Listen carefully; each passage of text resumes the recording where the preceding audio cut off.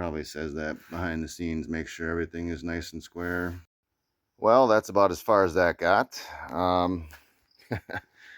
The axle's over here. I realized I had a lot more to trim off of it.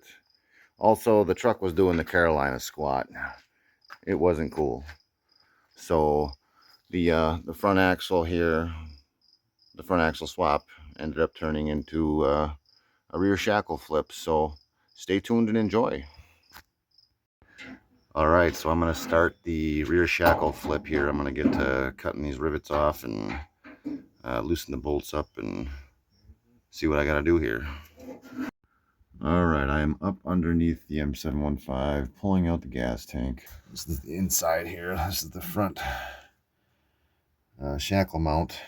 It mounts up here. The leaf spring on the other side there. So you flip this thing around, and that winds up down here. So with the gas tank out, I am going to clean up the frame some. I had to take the tank out so I could access the other side of this.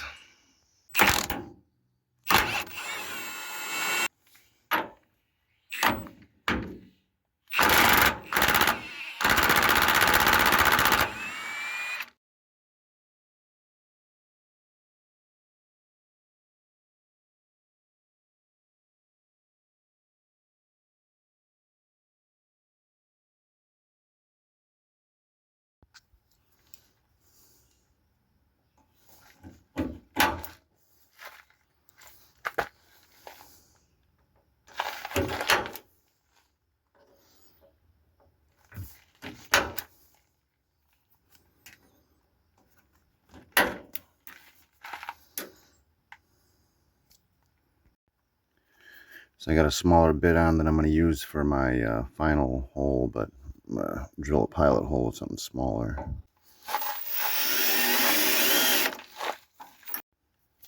And then my 3/8.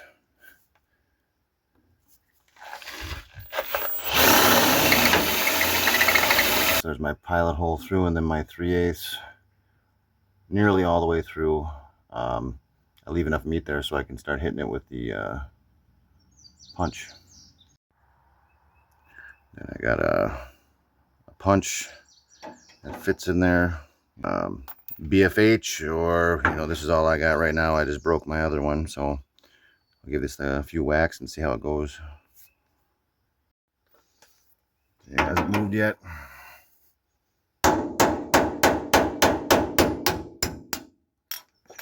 Boom.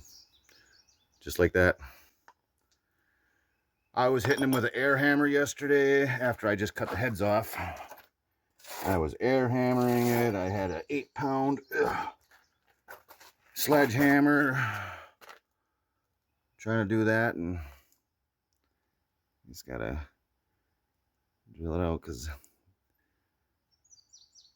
they're a pain in the ass. But yeah, claw hammer right out. All right, with all the rivets out, we're gonna try to take out the top bolt here and see if we can get this shackle flipped down, and then jack this thing up so that we can slide these out and flip them around. They came off pretty easy. I was actually surprised. They were a little hard to move, but now I see why, because they're splined. All right, we got the rear shackle bolts out. All right, with that lowered, there's the shackle flip on the rear. All right, so we took out the U-bolts. Get this slid off like that. Boom, bam, leaf springs out. This is on the inside of the frame here. Go to the side, it's a little better to see.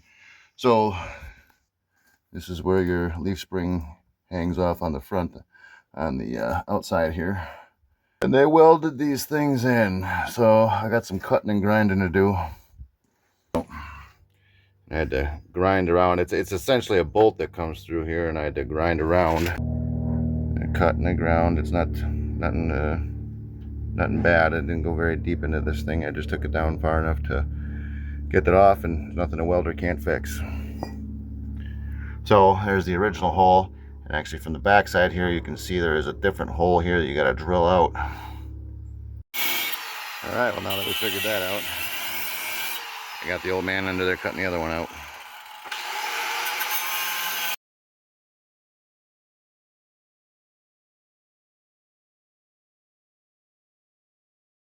I got it ground down to the point you can see that crack all the way around it.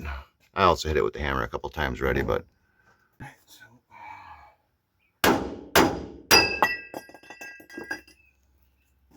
success. I'm gonna put it's a 1-inch hole. I'm gonna put a 1-inch hole down here. I'll show you from the inside. The bracket has 2 holes in it, so. All right, here's the inside of the frame. There's that bracket. They have 2 holes laid out. So I got a 3/4 inch hole saw. I'm too lazy and cheap to go buy a 1-inch. And then I have some carbide bits, and I'm just gonna open it up. All right, well there's my second hole. I mean, I used a hole saw for the original one, original hole that I put in there. Yeah, so obviously this sat like this with this part up on top, and now it is able to sit in there like that. And that's how you get your lift out of there.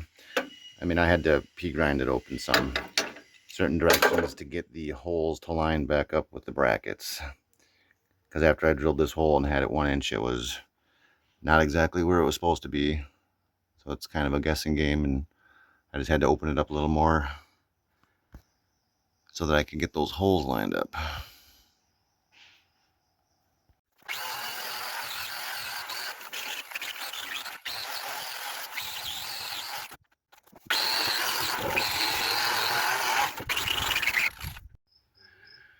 Cut off about a little bit below the indentation.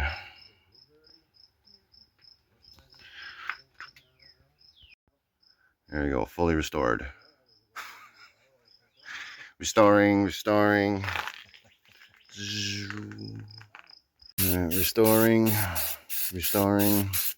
restoring. Is it vintage truck? We use vintage grease. 1976.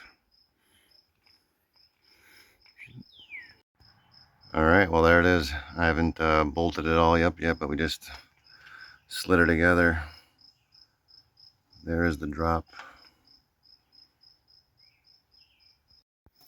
All right, we're done with both sides. I'm gonna slap this axle back in there and get the tires on there so we can get the front axle done.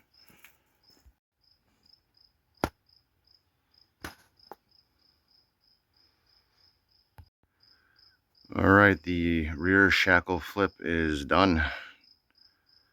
Got that bolted in, 3/8 bolts with the grade 8. Cleaned up everything, greased everything, painted. You know, might as well while you're in there. But there's the spring over, and that puts a lot of room between there and the fender.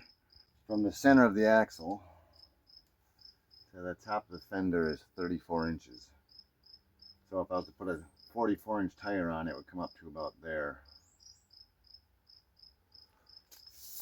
Both sides wound up looking very nice, cleaned up pretty good. But most of all, got about 6 inches lift out of the rear.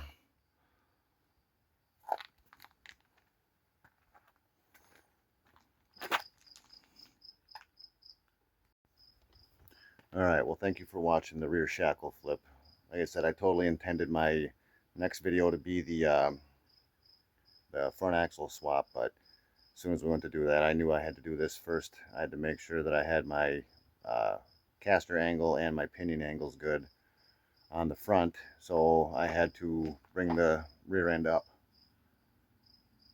Well, I hope you enjoyed, and thank you for watching.